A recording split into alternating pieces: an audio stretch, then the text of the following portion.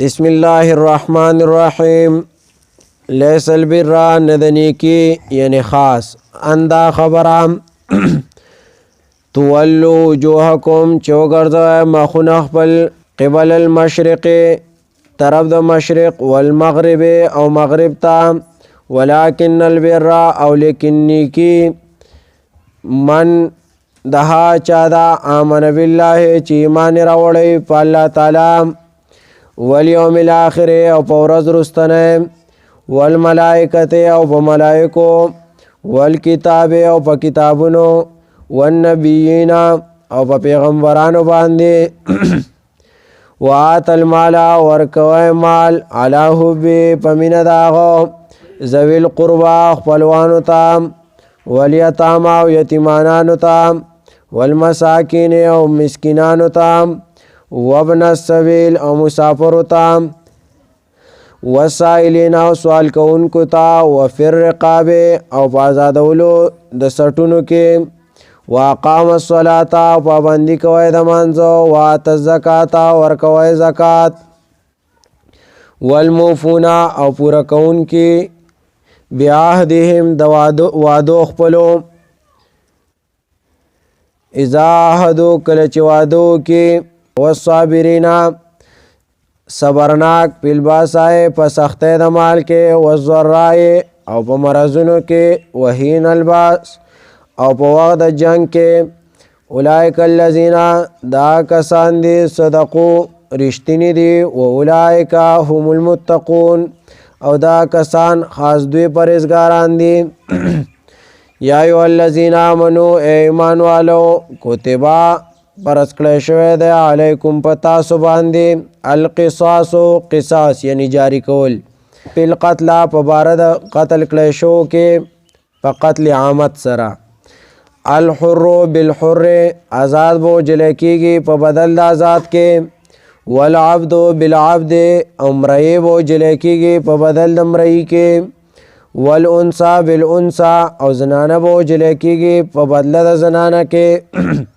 فمن عفیا نو هاسوک چې معافي وکړی شوه له هغه ته من اخیه د طرف ضرور د هغه شیء د څه فاتباع نو لازم دی ورپسې ګرځېدل په وارث باندې بالمعروف په ښه طریقې سره و اداء او لازم دی په قاتل باندې ادا کول الیه وارث ته و احسان په خیسته طریقې سره ذالک تخفیف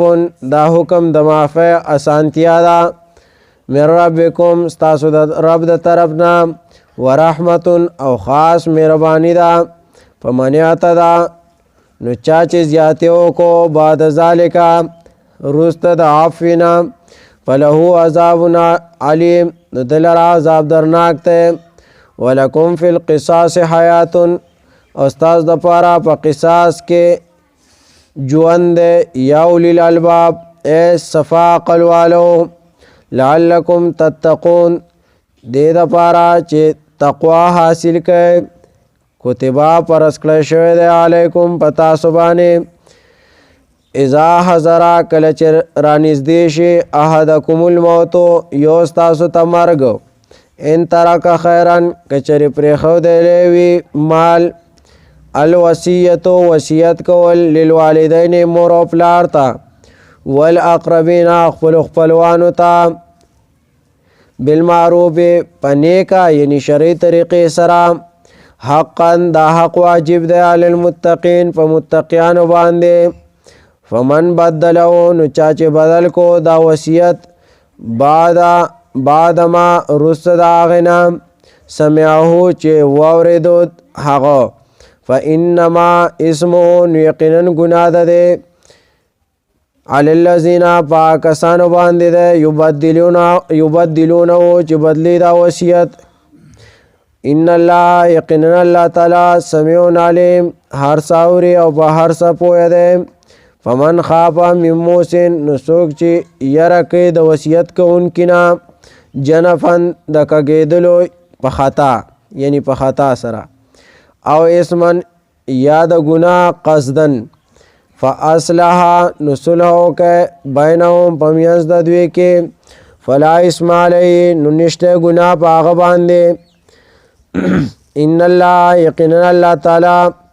غفور رحیم بهانه کون کے اور رحم کون کے دے بالقتل